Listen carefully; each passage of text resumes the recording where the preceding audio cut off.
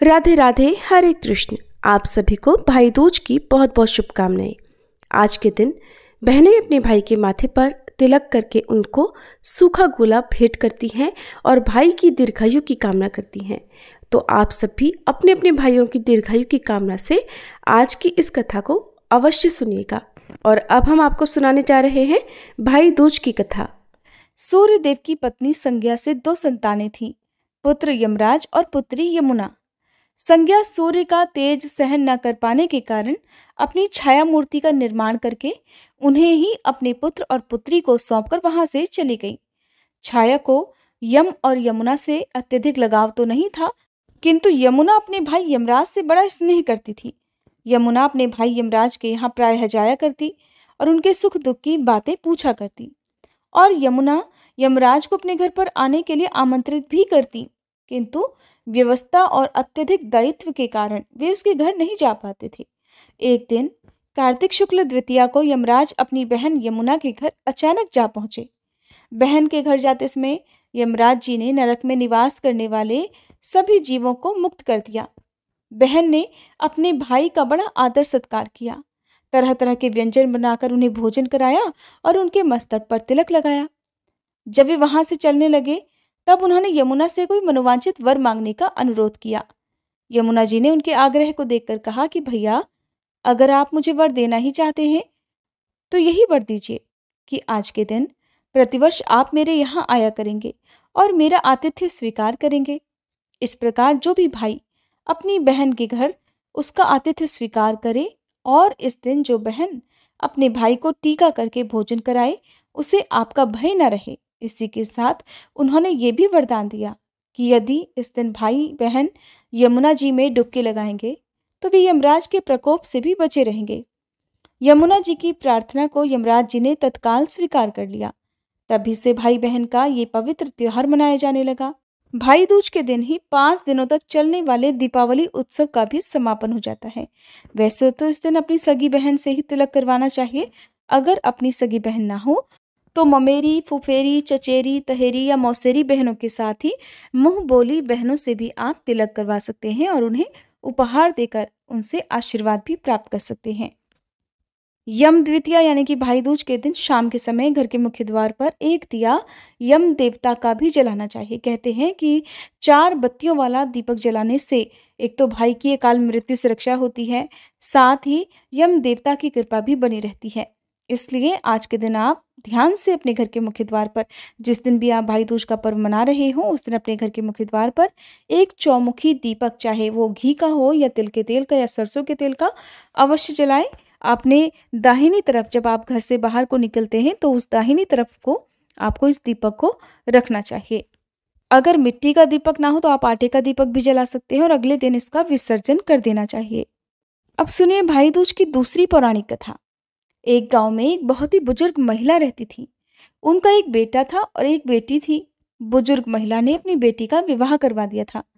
एक दिन जब भाई दूज का त्योहार आया तो उन बुजुर्ग महिला के बेटे ने कहा कि माँ, मैं अपनी बहन के घर टीका करवाने के लिए जा रहा हूँ।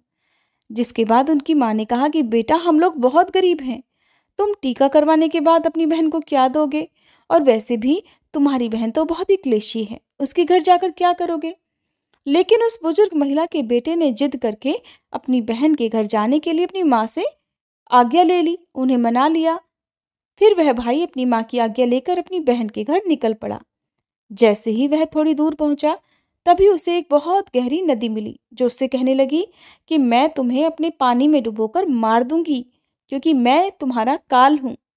जिसके बाद वह भाई उस नदी से कहने लगा कि हे नदी माता, अगर तुम मुझे थोड़ी देर का समय दे दो तो मैं अपनी बहन के घर टीका करवाने जा रहा हूँ।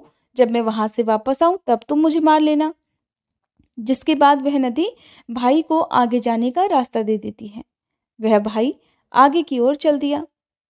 थोड़ी दूर पहुंचने के बाद उसे एक शेर मिला जो बहुत भूखा था। कहने लगा कि मैं तुम्हें मारकर खा जाऊंगा। वह भाई शेर से कहने लगा कि नहीं, अभी नहीं, अभी तो मैं अपनी बहन के पास टीका करवाने जा रहा हूँ। जब मैं लौट कर आऊंगा तब तुम मुझे खा लेना। शेर ने भी उस भाई को जाने के लिए रास्ता दे दिया। इस प्रकार वह भाई आगे बढ़ा तो कुछ दूर पर उसे एक सांप मिला। वह भी कहने लगा कि मैं तुम्हें डस लूंगा। भाई ने सांप से भी वही कहा कि मैं भी अपनी बहन के घर टीका करवाने जा रहा हूँ। सुनकर सांप ने भी उसे रास्ता दे दिया। अब इस तरह से रास्ते में विघ्न बाधाओं को पार करके भाई अपनी बहन के घर पहुंच गया। जब वह अपनी बहन के घर पहुंचा तो घर के बाहर से आवाज लगाने लगा, लेकिन घर के अंदर उसकी बहन सूत काट रही थी।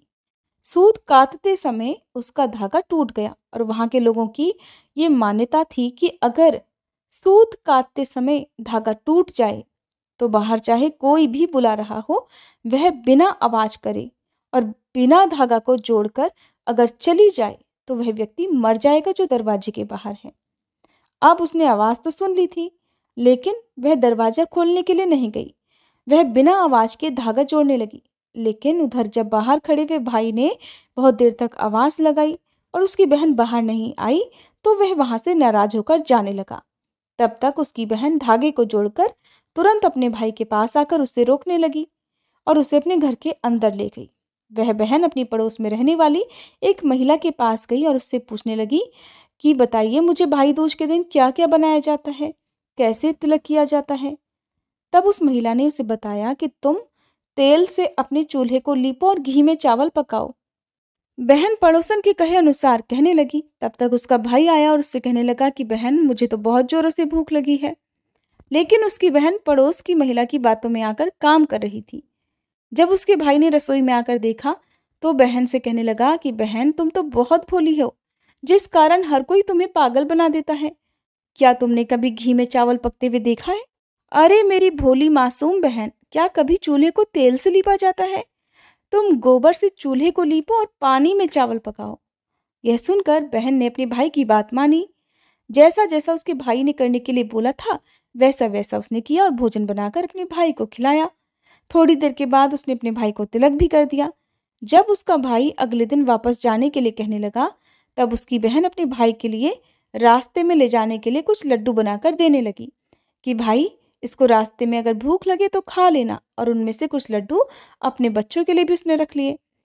जैसे ही उसका भाई चला और उसकी बहन के बच्चे उन लड्डुओं को खाने की जिद करने लगे तो वह अपने भाई के लिए जो बनाए हुए लड्डू थे उसमें से जो लड्डू उसने बचा कर रखे थे वही अपने बच्चों को दे दिए। तभी उन बच्चों की नज़र उन लड्डुओं में पड़ी जो एकदम से नीले हो रहे थे।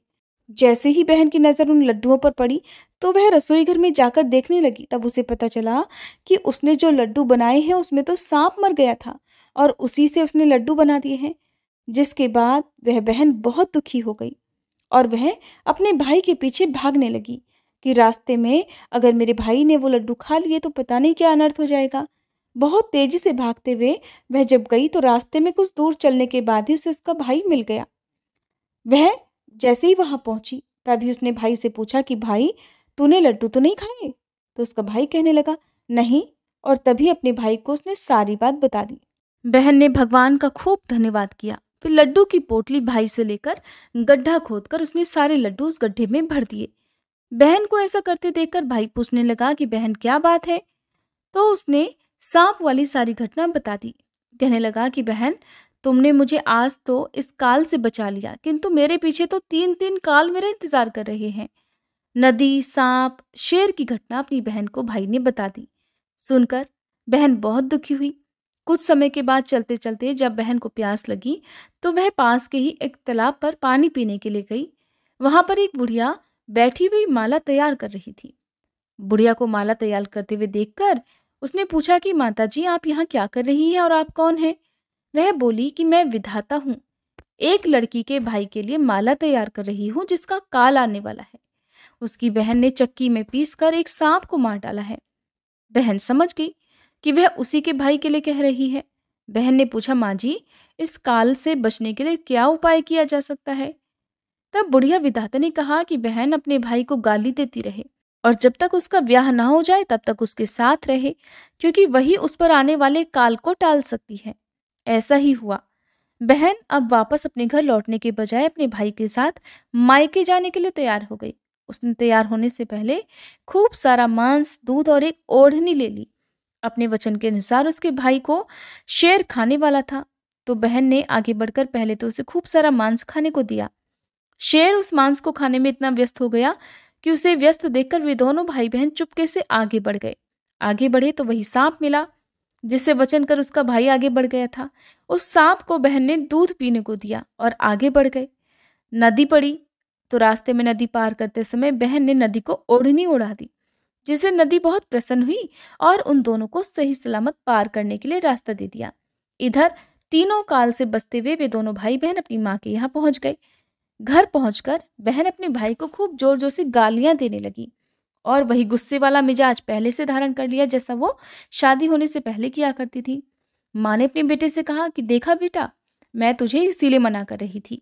ये हमेशा गुस्से में रहती है और गाली गलौज करती है, इससे ज्यादा स्नेह मत किया कर। भाई ने कहा, माँ मुझे ये 3-3 काल से बचा कर लाई है। रास्ते भर तो बिल्कुल ठीक थी, न जाने यहाँ पहुंचकर इसे क्या हो गया। कुछ दिनों के बाद भाई का रिश्ता आया। ब्याह की तारीख निश्चित हो गई। विवाह के समय मंडप में बहन बैठी। अग्नि से धधकती हुई ज्वाला ने अचानक पूरे मंडप को जलाकर खाक कर दिया, किंतु भाई पर कोई भी आंच नहीं आने दी। द्वार छिकाई की रस्म हुई। बहन द्वार से पहले निकली और भाई को दूसरे द्वार से जाने के लिए कहने लगी। बहन जैसे ही आगे बढ़ी कि पूरा का पूरा द्वार भरभरा कर नीचे गिर गया। यहाँ पर भी उसने अपने भाई की रक्षा की। रात होने पर बहन अपने भाई के कमरे के द्वार पर बैठकर पहरा देने लगी। थोड़ी ही देर बाद एक विषधर सांप कमरे में प्रवेश करने की कोशिश करने लगा तो उसने उसे पकड़कर एक टोकरी में बंद कर दिया और वह निश्चिंत होकर एक किनारे सो गई। बुढ़िया माँ ने देखा कि बेटी सो रही है और सभी बारातियों को विदा कर दिया जाए। ऐसा ही किया, सभी बारातियों को विदा कर दिया गया। बहन की जब नींद खुली तो देखा कि वहां पर कोई नहीं था। माँ से पूछने पर पता चला कि सभी बाराती तो विदा हो चुके हैं। बहन ने अपनी माँ से बारातियों को वापस बुलाने के लिए कहा। माँ ने सभी बारातियों को वापस बुलाया। बहन ने फिर अपने स्वभाव और इस प्रकार के जो भी काम उसने किए थे उन सभी के पीछे जो उसका उद्देश्य था वो सभी को बतला दिया। सब कुछ सच बतला दिया। उसने ये भी बताया कि किस प्रकार मेरे भाई पर काल मंडरा रहा था। उसे गाली देना और उसके साथ रहना मेरी मजबूरी थी, क्योंकि इसी से मेरे भाई की रक्षा हो सकती थी। बहन की बात सुनकर सभी प्रसन्न हुए, क्योंकि वो सभी जानते थे कि भाई का विवाह होते समय जितने भी बाधाएं आई, जितने भी संकट आए, उसे बहन ने अपने ऊपर ले लिया। इस प्रकार सभी ने उस बहन की जय जयकार की। सभी लोगों ने मिलकर पहले पूरे सम्मान के साथ अपनी बहन को विदा किया और फिर उसके बाद पूरी बारात वहां से विदा हुई। इस घटना के साथ ही हर बहन यम द्वितीया के दिन अपने भाई को तिलक, कलावा और मंगल के सभी सामानों से अपने भाई की पूजा करने लगी।